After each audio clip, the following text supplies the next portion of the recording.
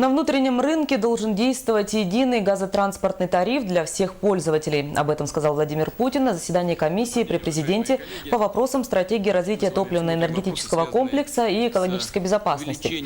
В заседании принял участие временно исполняющий обязанности главы республики Егор Борисов. Обсуждались дальнейшие пути развития топливно-энергетического комплекса, перспективы реализации ряда инвестпроектов ТЭК на территории Восточной Сибири и Дальнего Востока и вопросы ценообразования на внутреннем рынке газа.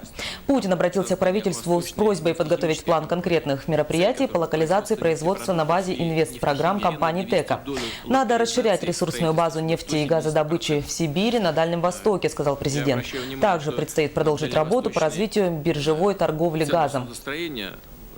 Новый документ должен учитывать и сегодняшние реалии, прежде всего связанные с развитием газотранспортной системы Восточной Сибири и на Дальнем Востоке.